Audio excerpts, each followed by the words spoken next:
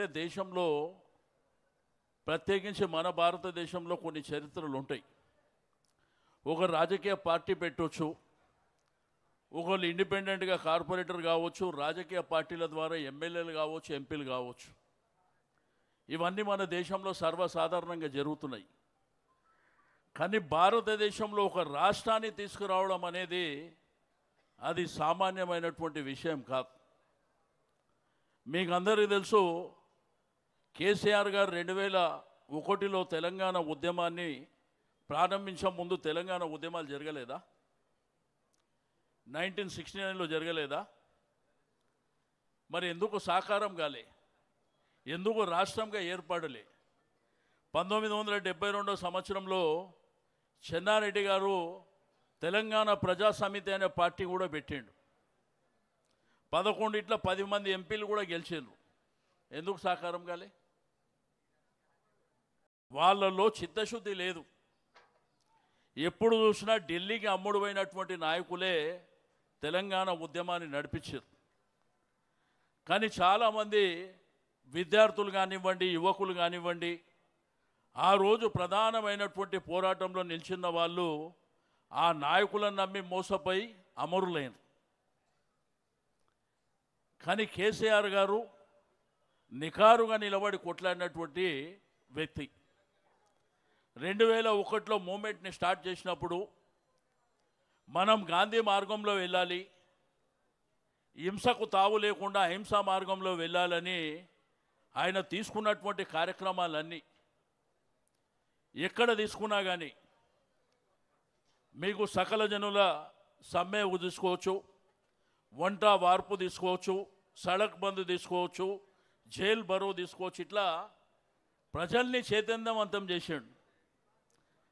మరి ప్రధానమైనటువంటి రాజకీయ పార్టీలు ఆ రోజుల్లో Telugu Desam party, Congress party, BJP పార్టీని కూడా సచ్చినట్టు ఆ ఉద్యమానికి వచ్చేటట్టు ప్రయత్నం చేశాడు. అంటే దేశాన్ని ఆకర్షించాలి, కేంద్ర ప్రభుత్వం మెడలు వంచాలి, తద్వారా మన రాష్ట్రాన్ని మనం సాధించుకోవాలి. ఎందుకంటే ఆ రోజుల్లో గోస తెలుసు, నీళ్ళ గోస, కరెంటు గోస తెలుసు, ఉద్యోగాల గోస తెలుసు. చెరువు ఉంటుంది కానీ చెరువులో నీళ్లు లేవు. పంట పండించుకోవాలంటే నేను మాట్లాడుతుంది, నువ్వు మాట్లాడినప్పుడు నేను విన్నా, నేను కూడా ఏం మాట్లాడు, నీకు కూడా అక్కడ ఉపయోగపడుతుంది. అయితే మరి కరెంటు లేక గ్రామాలలో కులవృత్తులు ధ్వంసమైనటువంటి సందర్భంలో వారందరినీ ఒక తాటి మీదకి తీసుకొచ్చి కాంగ్రెసు, బీజేపీ, తెలుగుదేశం పార్టీ కూడా సచ్చినట్టు జై తెలంగాణ అనే పరిస్థితి తీసుకొచ్చి రాష్ట్రాన్ని సాధించింది తెలుసు. అంటే ఓ రాష్ట్రం సాధించడం అనేది మామూలు విషయం కాదు. లాస్ట్కి వస్తే కేసీఆర్ చచ్చుడో తెలంగాణ వచ్చుడో అని. ఖమ్మం జైలు అలుగునూరి చౌరస్తా నుంచి వారిని అరెస్టు చేసి ఖమ్మం తీసుకుపోయి ఖమ్మం జైల్లో పెట్టి అక్కడి నుంచి నిజాం కాలేజ్. కానీ కొంతమంది నిన్న మొన్న మాట్లాడే మూర్ఖులకు చరిత్ర తెలియదు. ఎట్లా మూర్ఖంగా మాట్లాడుతున్నారంటే, బిడ్డ మీ ఉన్న పదవులే కేసీఆర్ పుణ్యంరా బిడ్డ, అది గుర్తుపెట్టుకోండి. ఈరోజు ఈ ప్రభుత్వం ఉంది, దాని మీద గద్దెనెక్కినటువంటి నాయకులు అంటే అది కేసీఆర్ భిక్షరా నా బిడ్డ, గుర్తుపెట్టుకోండి. నిన్న మొన్న చరిత్ర లేకుండా మాట్లాడుతున్నటువంటి వాళ్ళు మీ గుండె మీద చేతులు వేసుకోండి. ఈరోజు సెక్రటరియట్ బాగలేదు, ఇక్కడ ఉన్న కమాండ్ కంట్రోల్ బాగలేదు, ముఖ్యమంత్రి గారి ఇల్లు కూడా బాగలేదు అన్నటువంటి మూర్ఖుల రాడ ఎందుకు కూర్చుంటుర్రా మీరు?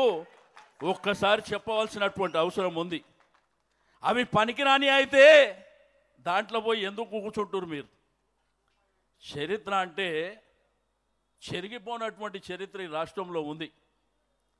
125 సంవత్సరాలు, 125 ఎత్తుల భారత రాజ్యాంగ నిర్మాత అయినటువంటి అంబేద్కర్ గారి విగ్రహాన్ని స్థాపించినటువంటి చరిత్ర కేసీఆర్ గారిది. హైదరాబాద్లో ఒక ఇల్లు కట్టనోడు ఇంద్రమ్మ ఇల్లు అంటాడు. ఆ రోజు కట్టిన డబుల్ బెడ్రూమ్లే మీ గత అవుతున్నాయి కదరా బిడ్డ, అది గుర్తుపెట్టుకోవాల్సినటువంటి అవసరం ఉంది. ఆ రోజు మనం అన్నాన్ని ఏమంటాం, రాష్ట్రంలో అన్నపూర్ణ అని చెప్పి పిలుస్తాం. ఇది మన సాంప్రదాయం, మన చరిత్ర. కానీ ఒక్క అన్నపూర్ణ క్యాంటీన్ కూడా పెట్టలే, కానీ ఇందిరమ్మ క్యాంటీన్ అని పెట్టిరు సిగ్గు లేకుండా. ఇది గుర్తుపెట్టుకోవాల్సినటువంటి అవసరం ఉంది. ఆ రోజు కేసీఆర్ గారు గ్రామీణ ప్రాంతంలో నీళ్లు లేక, కరెంటు లేక, పండించినటువంటి పంటకు గిట్టుబాటు లేక, మన తెలంగాణ గ్రామంలో పుట్టినటువంటి బతుకమ్మ గట్టు మీద కూర్చొని బతుకమ్మ పాట పాడుకు మా గోస అయ్యిందని భారతదేశంలో ఈ తెలంగాణలో పుట్టినటువంటి బతుకమ్మ చీరే బతుకమ్మ చీరే అని పెట్టిండు ఆయన. ఈ మూర్ఖులు ఇంద్రమ్మ చీరే అని పెడుతూ, అంటే ఇంతకంటే దరిద్రం ఎక్కడ ఉంటుందా? ఈడ తెలంగాణ గ్రామంలో పుట్టిన బతుకమ్మ మరి ఫ్లైట్లో బతుకమ్మ ఆడే పరిస్థితికి వచ్చింది, ప్రపంచంలో బతుకమ్మ ఆడే పరిస్థితికి వచ్చింది. అటువంటి చరిత్ర ఉన్నటువంటి ఈ నేల మీద, ఈ భూమి మీద, ఈ రాష్ట్రాన్ని సాధించడానికి తన ప్రాణాలు సైతం పణంగా పెట్టినటువంటి కేసీఆర్ గారు ఈరోజు కొంతమంది మూర్ఖులు ఏది పడితే అది మాట్లాడుతున్నారు. నువ్వు వేసుకున్న కుర్చీ, నువ్వు కూర్చున్న కుర్చీ అది మా భిక్ష అనేటువంటి విషయాన్ని కూడా మర్చిపోయి, నేనేమంటే సాంప్రదాయం మంచిగా ఉండాలి. తెలంగాణ సాంప్రదాయం అంటే, ఆ రోజు తెలంగాణ రాష్ట్రం సిద్ధించిన తర్వాత కేసీఆర్ గారు నిండు శాసనసభలో సోనియా గాంధీ గారికి ధన్యవాదాలు చెప్పిండు. సోనియా గాంధీ గారికి ధన్యవాదాలు చెప్పడానికి కారణం ఏంది? ఒక గౌరవం, ఒక మర్యాద, మన సాంప్రదాయం. కానీ మేమిస్తే వచ్చింది, మీరు ఇయ్యలేరా బిడ్డ? మీ మెడలు వంచితే వచ్చింది. ఎవడు ఆషామాషికి ఇయ్యలే. తెలంగాణ రాష్ట్రంలో భూకంపం సృష్టిస్తే వచ్చింది, మీ మెడలు వంచితే వచ్చింది. మంత్రులని, ఎమ్మెల్యేలని గ్రామాలలో తిరగనీయకుండా ఈ రాష్ట్రాన్ని స్తంభింపజేస్తే సచ్చినట్టు తెలంగాణ రాష్ట్రం వచ్చింది అనేటువంటి విషయాన్ని మీరు మర్చిపోవద్దని చెప్పి నేను ఈ సందర్భంగా తెలియజేస్తూ ఉన్నాను. మా కార్యకర్తలు, నాయకులకు కూడా చెప్తా ఉన్నాను, ప్రభుత్వాలు వస్తుంటాయి, పోతుంటాయి, కానీ ఒక రాష్ట్రాన్ని తెచ్చిన చరిత్ర మాత్రం శాశ్వతంగా ఉంటుంది అనేటువంటి విషయాన్ని గుర్తుపెట్టుకోవాలి.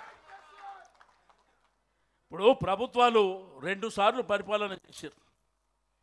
2 సార్లు కేసీఆర్ గారికి ఉన్నటువంటి ఆలోచన విధానం, నీళ్లు, నిధులు, నియామకాల మీద ట్యాగ్ లైన్ పెట్టుకున్నటువంటి పోరాటం ఆయన ముఖ్యమంత్రి అయిన తర్వాత దాన్ని ఆచరణలో చూపించాడు.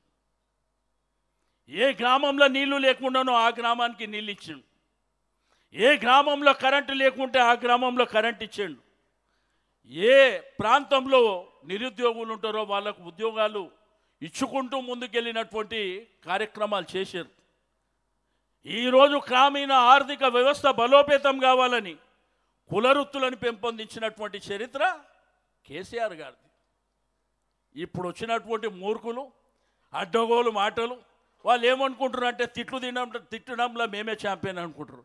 బిడ్డ, మేము కూడా అడిగే వచ్చినాం రా నాయన. మేము కూడా తిట్టుడి స్టార్ట్ చేస్తే మీరు పోయి ఆ కుర్చీలో కూడా కూర్చోలేరు, గుర్తుపెట్టుకోండి. మాకు ఒక మర్యాద, సంస్కారం ఉన్నది కాబట్టి మేము బాధ్యతగా మాట్లాడుతున్నాం అనేటువంటి విషయాన్ని నేను ఈ సందర్భంగా తెలియజేస్తూ ఉన్నాను. కాబట్టి కార్యకర్తలకు, నాయకులకు ఒకటే నేను చెప్పేది, అధైర్యపడుతూ ధైర్యంగా ముందుకెళ్ళాలి.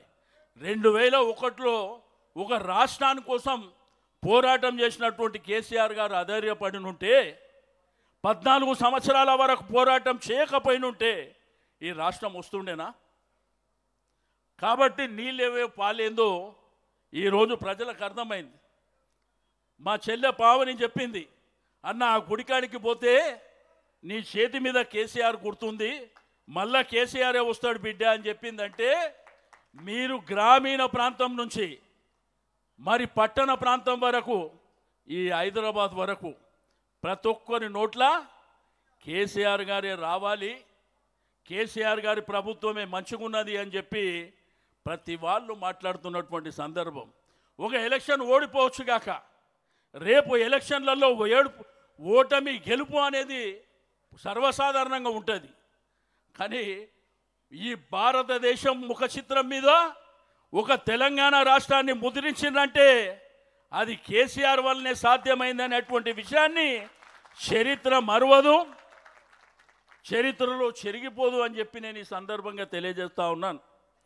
10 సంవత్సరాలు పరిపాలన చేసిన తర్వాత ఈ అబద్ధపు వాగ్దానాలు దొంగ మాటలు చెప్పిన తర్వాత ప్రజలందరూ మోసపోయి కాంగ్రెస్కి అవకాశం ఇచ్చారు. ఓకే, మీరు రాజకీయం చేస్తుండ్రు, మీరు ప్రభుత్వాన్ని నడిపిస్తుండ్రు, అనగదొక్కాలనే ప్రయత్నం చేస్తుండ్రు, అక్రమ కేసులు పెట్టడానికి ప్రయత్నం. మీరు ఎన్ని చేసినా బిడ్డ 3 ఏళ్ళ తర్వాత ఉంటుందిగా మీకు, అది గుర్తుపెట్టుకోండి అని చెప్పి నేను ఈ సందర్భంగా తెలియజేస్తాను. ఎవ్వడికి ప్రభుత్వాలు శాశ్వతం కాదు. మనము ఆ పదవిలో ఉన్నప్పుడు ప్రజలకు ఏమి మేలు చేసినాం అనేదే శాశ్వతంగా ఉంటుంది. కానీ మనము మన ఇష్టానుసారం చేసుకుంటే పోతే శాశ్వతంగా ఉండదు. ఎందుకు ఈరోజు కేసీఆర్ గారి పేరు రాష్ట్రమంతా తలుచుకుంటుంది, పక్క రాష్ట్రాలలో కూడా తలుచుకుంటుంది. ఎందుకోసం? అద్భుతమైనటువంటి పరిపాలనని కేసీఆర్ గారు కొనసాగించారనే విషయాన్ని మరి ప్రజలు అది పరిగణలోకి తీసుకురు. కాబట్టి మరి అద్భుతంగా ఈరోజు ఈ ప్రభుత్వం ఫెయిల్యూర్స్ కానీ కేసీఆర్ గారి నాయకత్వం కావాలనేటువంటిది మరి స్పష్టంగా తెలియజేస్తూ ఇప్పుడు గౌరవనీయులైనటువంటి మన యువ నాయకులు కార్యనిర్వాహక అధ్యక్షులు కేటీఆర్ గారిని మాట్లాడుతున్నారు. జై తెలంగాణ.